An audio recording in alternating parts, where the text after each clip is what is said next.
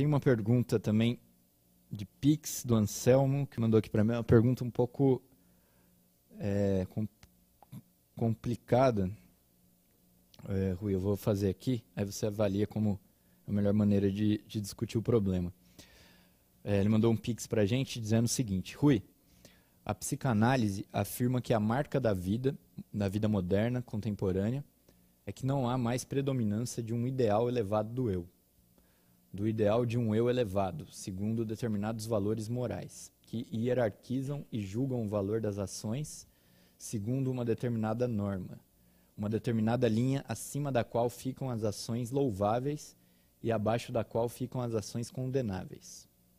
Ou melhor, o ideal do eu pós-moderno é o ideal do eu de um eu sem ideal do eu, ou seja, de um eu sem regras, sem limites, sem regulações, o que caracteriza a nossa sociedade atual como uma sociedade caracterizada fundamentalmente pela perversão narcisista, na qual seus membros tendem a não se preocupar com o outro, algo típico do perverso, e focada na obtenção do prazer ilimitado, algo típico do narcisista.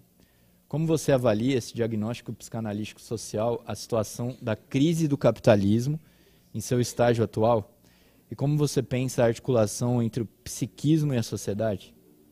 Um pouco complicado. Por incrível que pareça, eu vou comentar esse...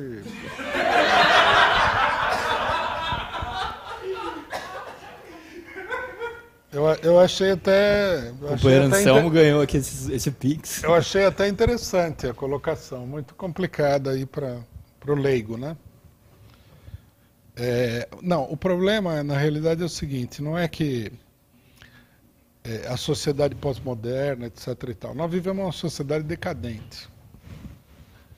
E, logicamente, a sociedade decadente, ela é uma sociedade que perdeu todo tipo de estímulo para o desenvolvimento.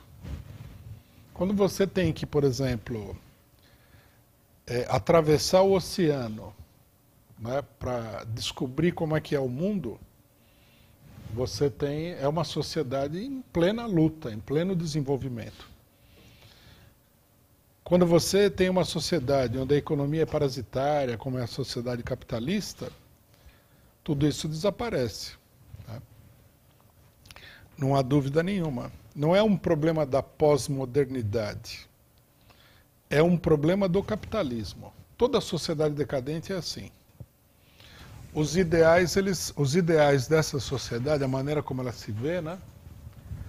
Idealmente falando, eles são muito sem substância.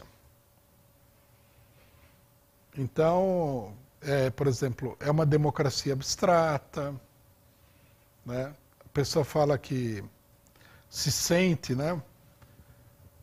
O europeu, né? Os países capitalistas mais desenvolvidos, europeu, norte-americano, ele se sente superior aos outros porque ele tem um conforto material, mas ele, na verdade, não é superior. É uma sociedade estagnada. Se for ver, por exemplo, se você for comparar a sociedade brasileira com a sociedade europeia, a sociedade brasileira é mais dinâmica, apesar de todos os problemas que tem aqui. É uma sociedade que está lutando para se desenvolver. A sociedade europeia não. É uma sociedade muito estagnada. Bom, nessas condições, né, o ideal social só poderia vir da classe operária. Isso já há muito tempo, é o socialismo. Mas o socialismo está em crise, né? O socialismo entrou em crise depois da Revolução Russa, com o stalinismo, e a crise continua até agora. É um processo complexo, né? Esse negócio do narcisismo, né, mas tudo bem, há uma forte tendência, né, das pessoas, principalmente os privilegiados da sociedade, a ter uma visão toda da coisa narcisista, ou hedonista, quer dizer, a pessoa está voltada para o gozo, para o prazer, né? A sociedade que está voltada para o prazer é, por definição, a sociedade decadente. A sociedade dinâmica é a sociedade que está voltada para a luta. toda a sociedade que... Você vê a Roma antiga, a aristocracia romana toda estava voltada para o prazer. Né? Eles foram numa decadência tão grande que chegou uma época que as próprias forças armadas romanas, que eram a base de sustentação do império, elas passaram a ser controladas pelos bárbaros, que era um povo mais dinâmico, muito mais atrasado, mas mais vigoroso, mais dinâmico. Né? Quer dizer, no centro do problema está a decadência do capitalismo. E a oposição a isso é o socialismo. Por isso, aí eu acho que a gente teria que tirar uma conclusão importante, que a esquerda, em geral, não entende, né? Você não consegue organizar um movimento de oposição à sociedade se você partilhar dos valores que essa sociedade dissemina. Principalmente a busca incessante do prazer, esse hedonismo, esse narcisismo. Você tem que romper com isso daí. Né? Para construir um movimento de oposição, o movimento de oposição não pode ser apenas um movimento intelectual. Ele tem que ser um movimento prático do próprio modo de vida das pessoas. Se você for aderir a tudo e colocar que o mais importante de tudo é o problema do seu prazer, você nunca vai conseguir criar um movimento de oposição. Né? Você vê, por exemplo, a esquerda tá contaminada aí pela ideia de que os problemas de natureza sexual são os problemas fundamentais da humanidade. Né? Aí tem o problema da mulher, tem o problema do LGBT, papapá. Isso não é verdade, isso daí. Isso é apenas uma manifestação de decadência.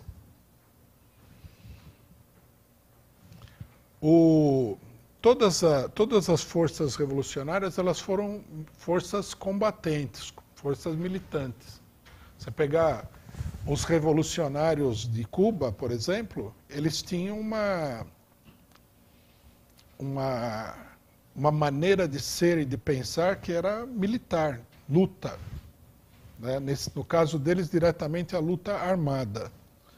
Che Guevara, Fidel Castro eram comandantes militares.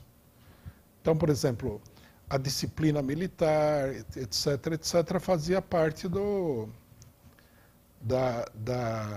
da concepção de mundo deles. A Revolução Russa é a mesma coisa. Trotsky ele era um militar.